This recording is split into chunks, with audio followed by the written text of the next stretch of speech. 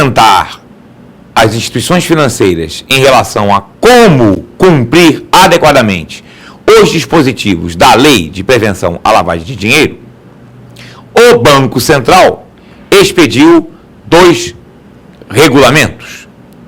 A Carta Circular 2826 de 1998, logo após a edição da Lei de Prevenção à Lavagem de Dinheiro, e mais recentemente, a Circular 3461 de 2009. Esses 2 normativos, eles têm focos diferentes. A Carta Circular 2826 de 98, ela é focada no tipo de operação que pode ser indício de lavagem de dinheiro.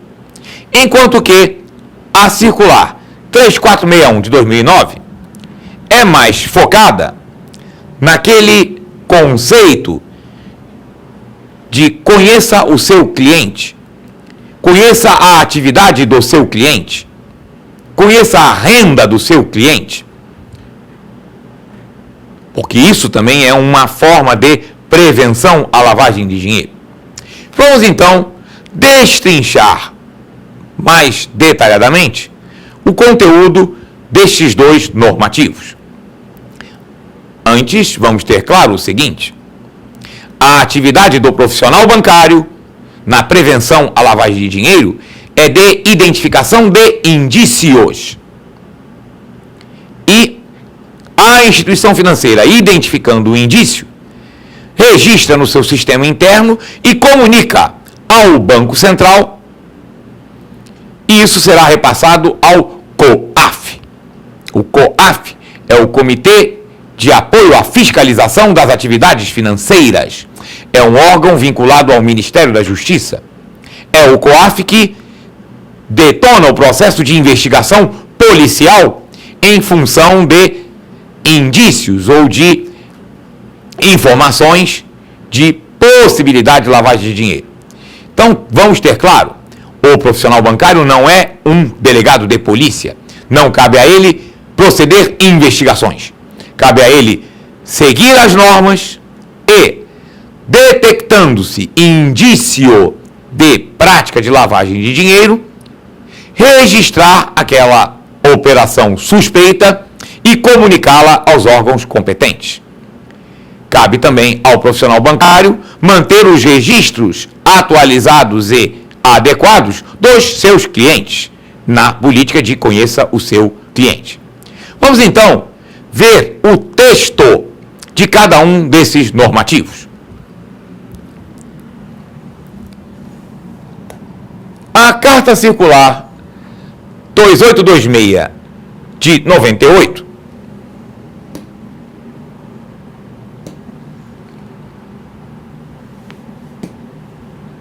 ela diz o seguinte, que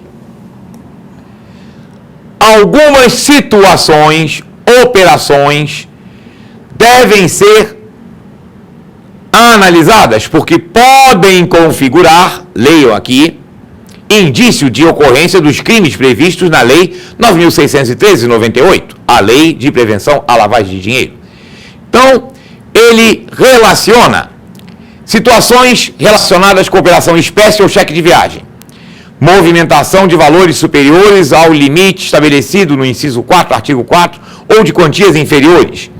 Esse inciso diz o seguinte: a partir de R$10.000 em espécie, o cliente deve informar a origem do dinheiro.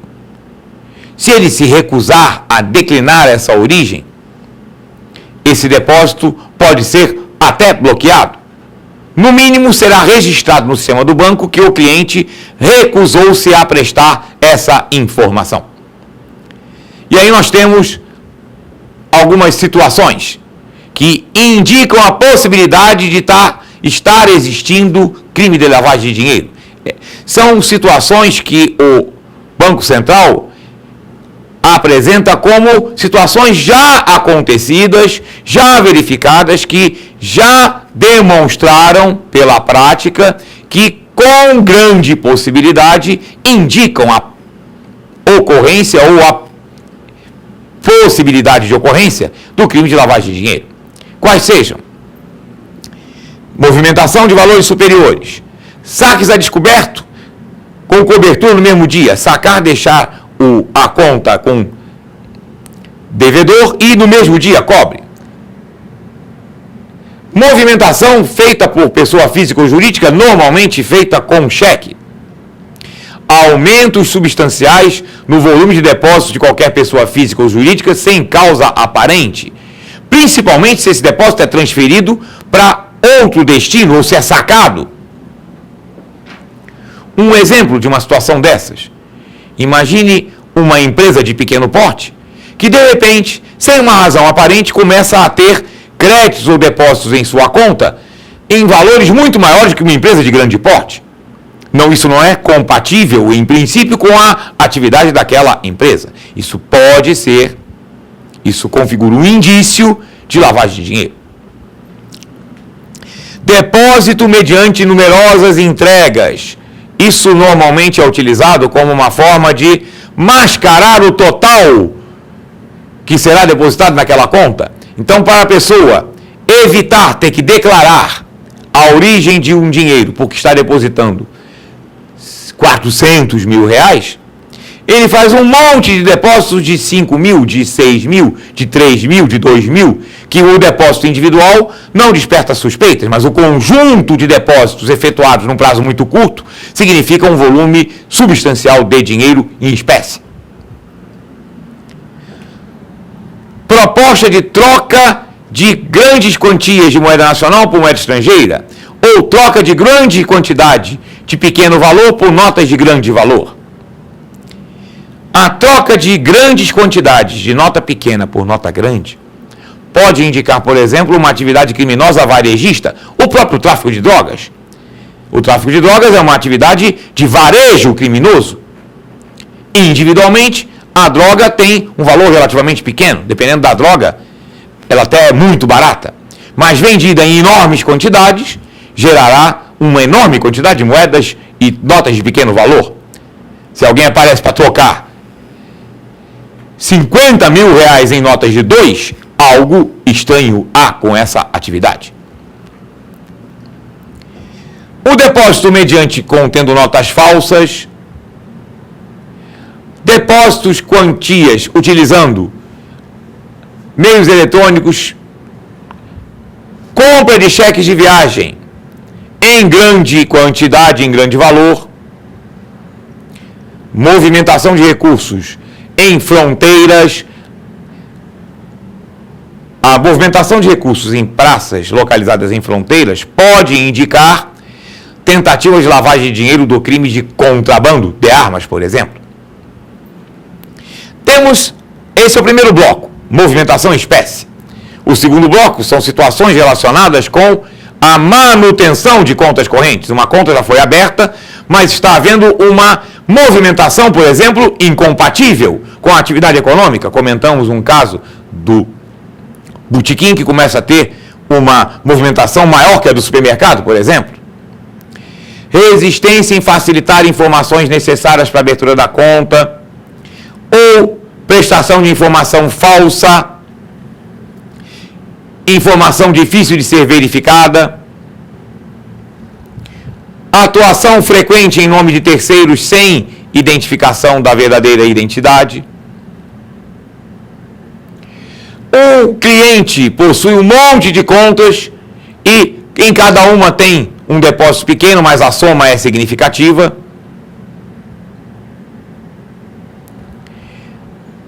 Contas que não demonstram ser resultado de uma atividade ou negócio normal, pois é utilizada para recebimento ou pagamento de quantias significativas, sem indicação clara da finalidade ou relação com o titular da conta ou seu negócio. Tivemos um caso recente de contas que foram abertas para pagamento de pirataria de software. A pessoa, o pirata, vendia pela internet e informava contas de poupança para crédito do valor que estava sendo cobrado por aquele software pirata.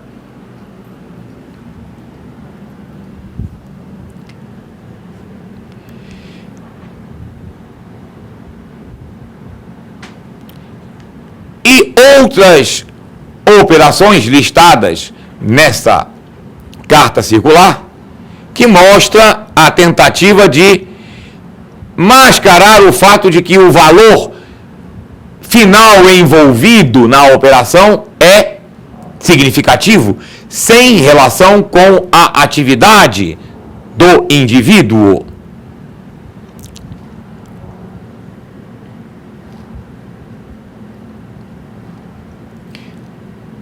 Chamo a atenção para o item J, dispensa da faculdade de utilização de prerrogativas como recebimento de crédito, de altos juros remuneratórios para grandes saldos. Não quero ganhar, não quero ser remunerado, não quero investir esse saldo, deixa ele parado na conta corrente que eu vou sacar daqui a pouquinho. Em circunstância normal, esse serviço que está sendo dispensado é valioso para qualquer cliente. Se está sendo dispensado é porque isso é anormal. Chamo a atenção também do item M, pagamento inusitado de empréstimo problemático, sem explicação aparente. Uma pessoa pegou um empréstimo, estava em atraso e, de repente, sem explicação aparente, sem informação sobre mudança na sua atividade econômica, ela quita aquela operação de crédito.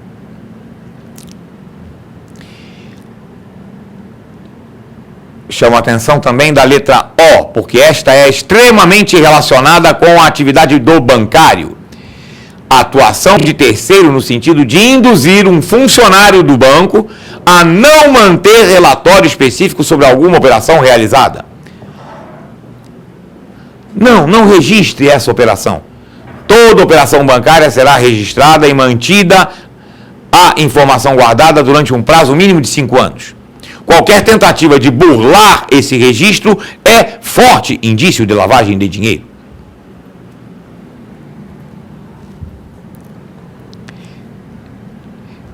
E também outras operações de recebimento imediato de vários lugares com transferência para outras pessoas.